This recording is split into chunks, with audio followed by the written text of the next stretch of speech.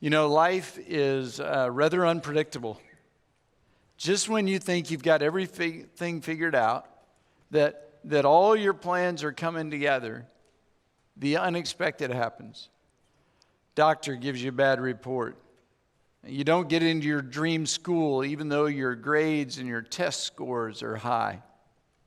You've been working hard and getting in shape when you develop a nagging injury and you lose all your progress seemingly overnight.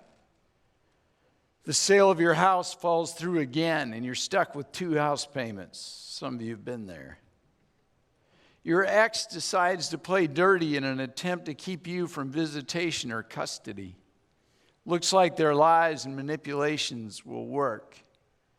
You had retirement all planned, but it came crashing down when your company decided to no longer honor your pension. Your adult child develops an addiction to painkillers. I could go on and on. There are so many unexpected challenges in life. What you need is a promise, something to stand on when trouble comes. Well, this year we're learning God's promises. If you miss a week, be sure to pick up the card with that week's promise to add to your promise book. It's at the display in the lobbies. If you haven't got a promise box yet, you can also pick up one of those. And here's the deal. Every morning, pull out a promise. Read the promise for that day. And you say, well, Pastor Rod, we've only studied 5 so far. That's awesome because you're going to know those promises. Now, here's this week's. This is one of my favorites. Trust in the Lord with all your heart and lean not on your own understanding. In all your ways acknowledge him, and he will make your paths straight. Now, doesn't that sound great, straight paths?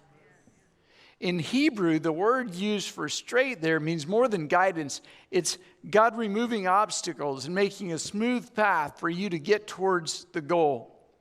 And the image that kind of popped in my mind is curling. Have you ever seen it? It's like watching paint dry. The sweeper's job is to go ahead of the rock and create a clear path.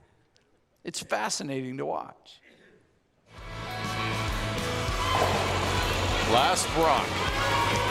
N6 up by 3 is Homan, but there are 2 yellow count. 8, 9. This is still on the outside, Red. Got to come through. Got to get through. Little tick. The nick and wow. The nick count. Here's the double attempt from Bruce Mowat.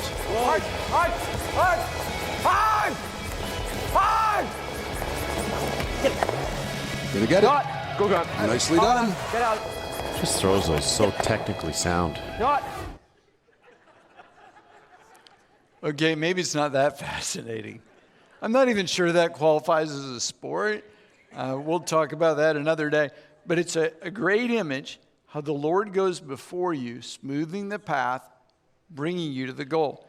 It's more than direction. It's power to continue on the path, and that's an awesome promise. Here's the picture, though. For most of you, your life path is anything but straight. You know, we start here. We'll call that birth. That's one of the only things we all have in common is we're all born. That's kind of how you came to be. And then our ultimate goal is here, heaven. And what we want is a nice, straight, linear path, right? We start here when we're born. We don't experience the terrible twos because we're wonderful. We have terrific twos. And we just keep moving right on up. And until one day, we don't want to die, but we want God to just take us up to heaven in a whirlwind, and everything was just nice and smooth, and everything just perfect. Instead, your life kind of looks like this. You're doing good, you're on track for a while, and then you kind of go here, and then you kind of go backwards from where you planned, and then you have a time when you're up, and then, oh my goodness, you never should have dated him. And so that just goes around and around and around and around and around. Feels like it's never going to end. Then one day you get wise and you break up, and we get up here and he called again, and here we go back again, right back on that same path. And you're just, you get the dream job you always wanted, except now the doctor gives you a bad report, and then man, that's awesome. You lost 20 pounds. Oops, gained it all back, +5. And then back to that old boyfriend again, and we're going around and around. And that's what your life looks like, just ups and downs. Isn't that a good picture of what you experience? You want that straight linear path, but you completely don't get that. You know the general goal and direction, but you just lose your way, and you go off course. And what you end up with looks like a bad piece of abstract art. And you look at that and you wonder, God, why aren't you making my path straight? Why is the road so crooked and bumpy? Why don't I seem to be making just steady, straight line, linear progress? Some people look at that and decide that God doesn't have a plan for them, or God doesn't care. They lose confidence or trust in the middle of the twists and turns. Well, if God really loved me, then there's no way life would look like this. Here's the reason. You look at the promised straight path and you ignore the condition, the rest of the statement. You're excited about the straight path and you overlook the process that leads you to a straight path. So let's back up and look at it again. Trust in the Lord with all your heart and lean not on your own understanding.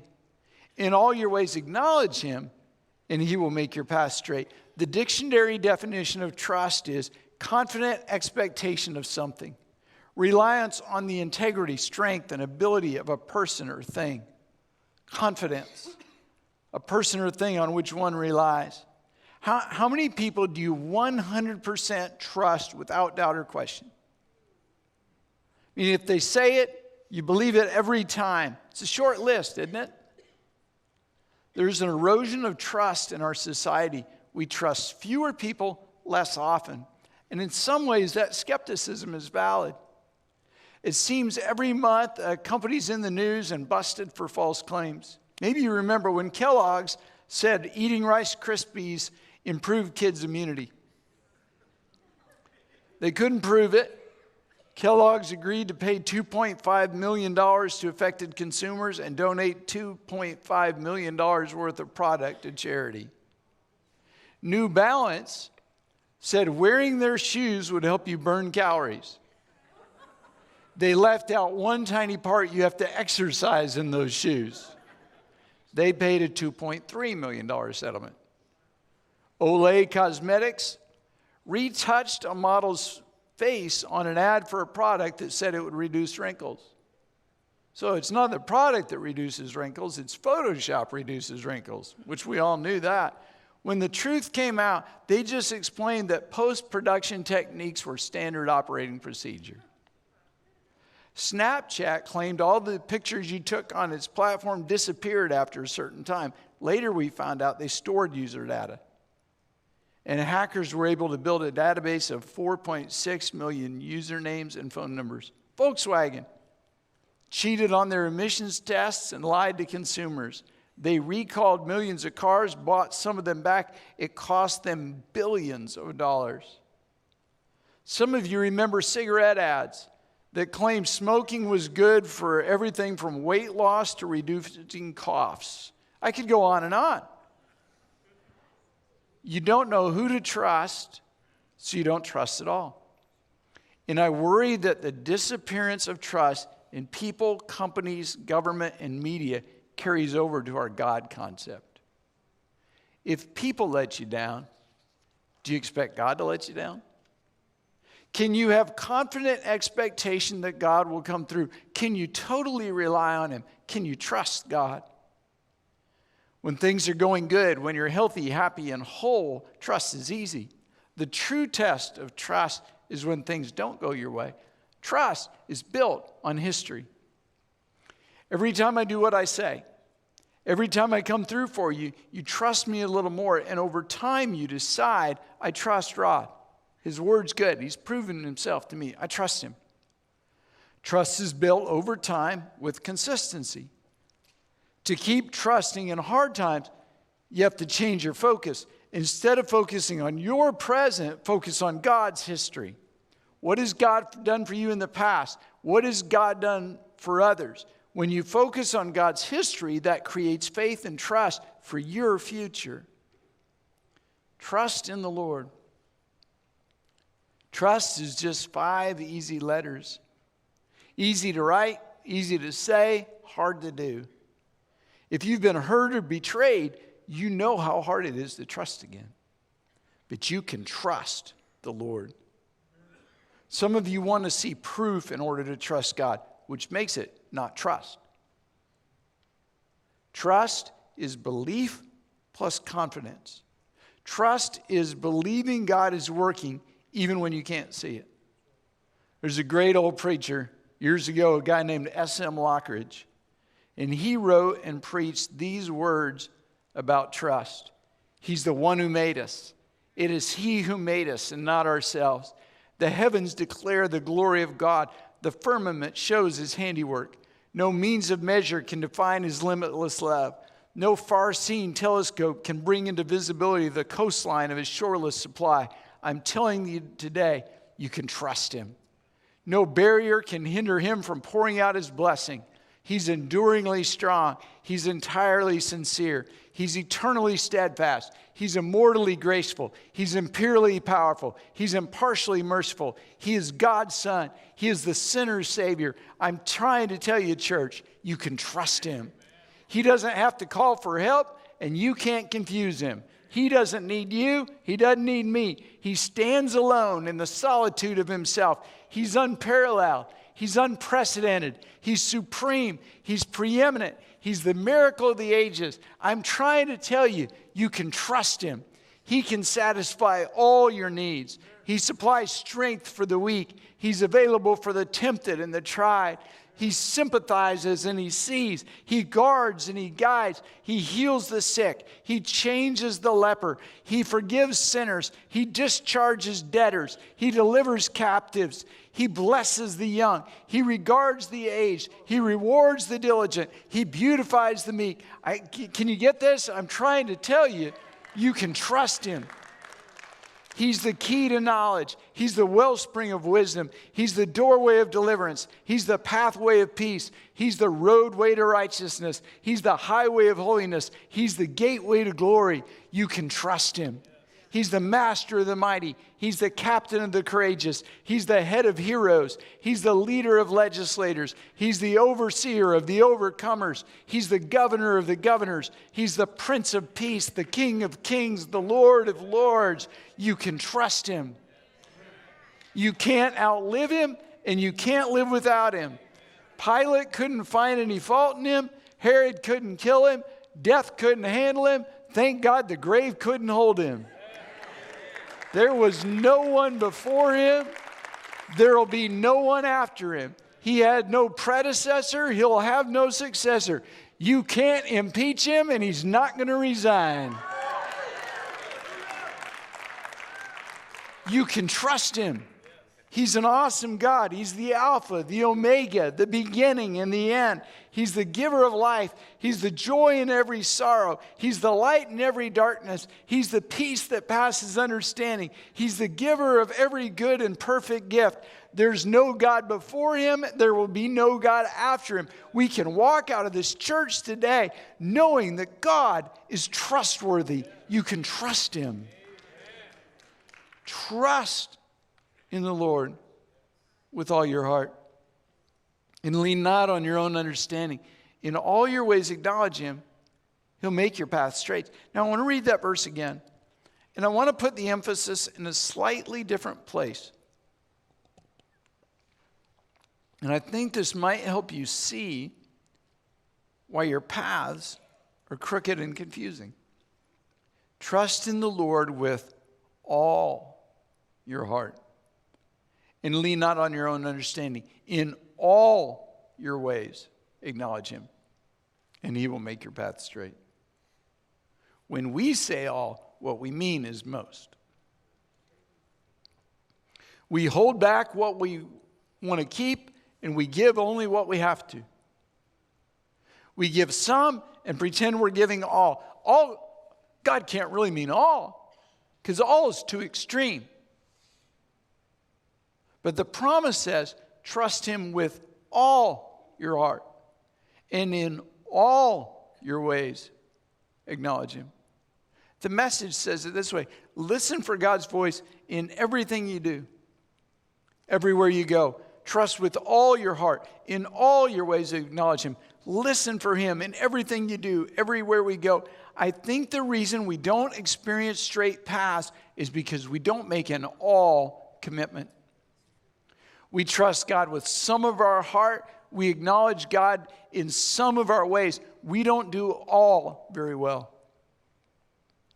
We've rewritten this verse to read this way: I will trust in the Lord as much as I am able, as long as it doesn't cost me too much, make life inconvenient, or keep me from fitting in with everyone around me. I will ask and expect him to bless my plans. I acknowledge him as Lord, but really don't let that affect the details of my life. I do what I want, when I want, how I want. I will not allow anyone, including God, to impose what I think are unrealistic expectations on me. And then because I've given some trust and followed him with part of my life, God better make my path straight. And then you are angry and surprised when you encounter the twists and turns of life. What does it mean to trust God with all your heart? What does it mean to acknowledge him in all your ways? In our do what I want, when I want, convenience and consumer-based society, to be all out for God is counterculture. We've got too much else to do. We got so many other things on our mind. We've made a halfway commitment acceptable. A some of the time part-way commitment is the norm. One of the places that shows up is church attendance.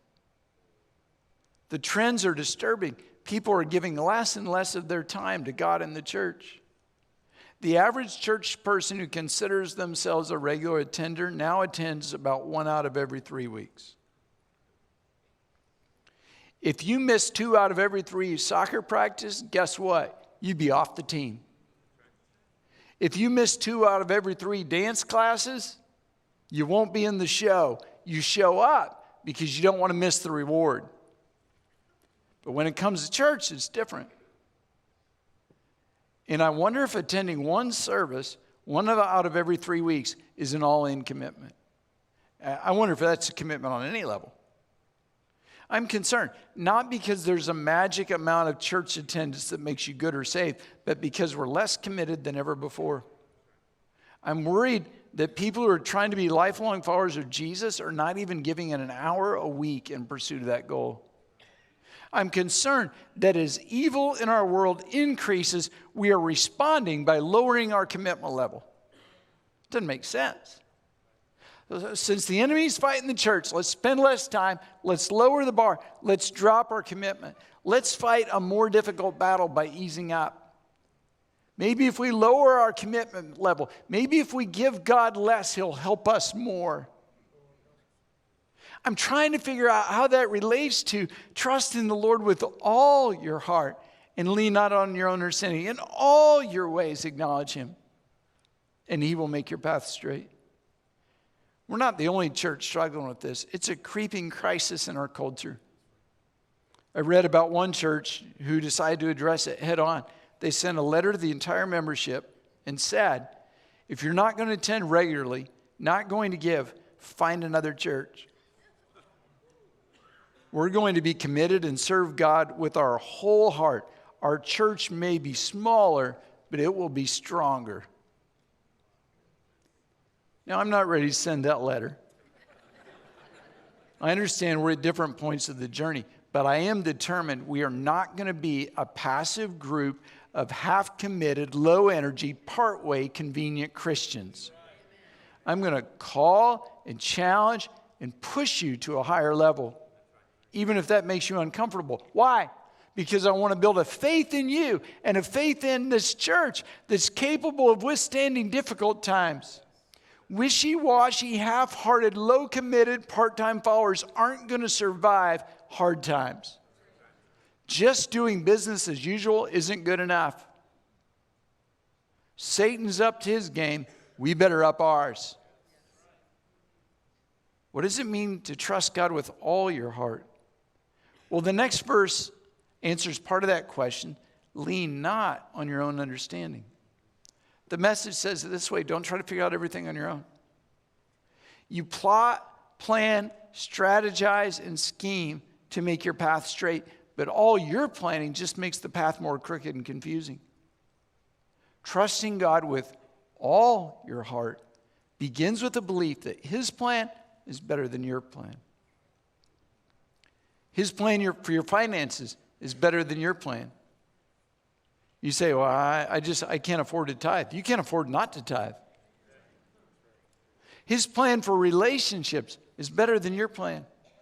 His plan for your business, better than your plan. His plan for your family, it's better than yours. His plan for the future, better than your plan for your future. In every area of life, God's plan beats your plan. His plan makes a straight path. Your plan, abstract art. If you can't buy into His plan being better, then you'll never be able to trust Him with all your heart. We struggle with trust when things don't seem to make sense. But trust is not only believing that God will do it, but it's allowing Him to choose how He will do it. Pastor Parker sent me an email I saved because the words are so powerful. I put it in your outline so you'd have it, but I want to read it to you. We lose trust in God because we feel like He hasn't fulfilled His promise, or we feel like He hasn't blessed us. The problem is we limit God's blessings, miracles, or promises to what we think they have to be for the situation. We think the only way God can bless us financially is if He completely pays off our debt. We think the only way it's a miracle is if God completely heals us. We choose how God's going to bless us. We choose the miracle that has to take place. Unless the specific thing we decide must happen happens, we feel let down and lose trust in God. If we would only remove our tunnel vision on God's blessing, we might actually realize God's been blessing us all along. No, He didn't pay off all the debt, but He provided an extra job. Someone paid for a meal. Just because God doesn't do what we think His blessing should be doesn't mean He hasn't and isn't blessing us. His will, not our will. His plan, not our plan. Here's what happens. You do things your way, and then when your path is so crooked that you can't possibly find your way to the goal, you say, oh God, I need You. I trust You. Now that's not really trusting God. That's saying, God, I messed up this so bad. Now I realize my only hope is that You'll help me find a way out of this. And thank God, God responds to crisis prayers. If you're in the middle of the confusing parts of life and you cry out to God, He doesn't say, hey, you're there because you're stupid. Instead, God helps you get back on track, back on path, headed towards the goal, headed towards the future that He has for you. And then as soon as things get better, you veer off His path and go back to trusting yours. And that's why your life looks like on path, off path, backtracking, back on path. The only way out to stay on the straight path is to trust Him with all your heart and in all your ways, acknowledging Him. Listen for His voice in everything you do, everywhere you go. And I wonder, what would your life look like? What would our church look like if we did that? What could happen, or what would happen if you trusted Him in your finances, in your relationships?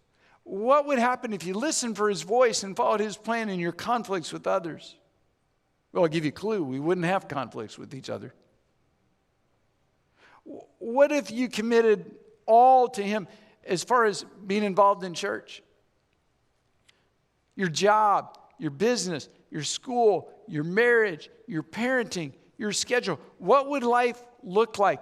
See, we don't have to wonder.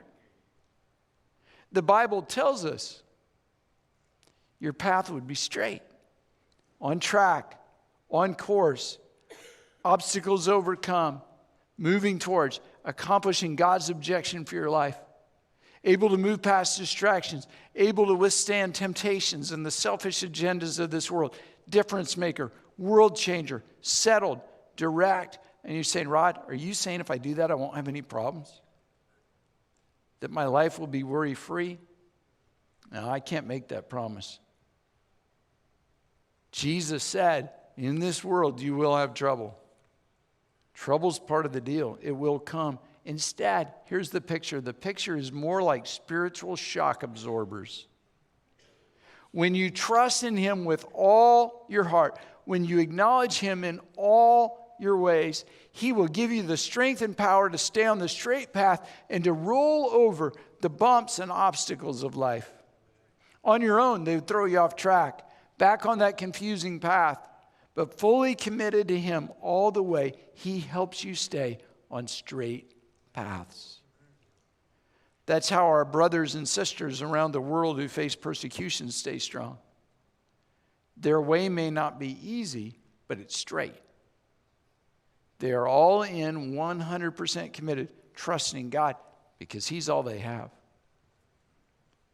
My challenge to you is this: trust in the Lord with all your heart. And lean not on your own understanding. In all your ways, acknowledge Him, and He will make your path straight. Now, that may mean something different for you than the person sitting next to you. For some of you, it is time to trust God with your finances.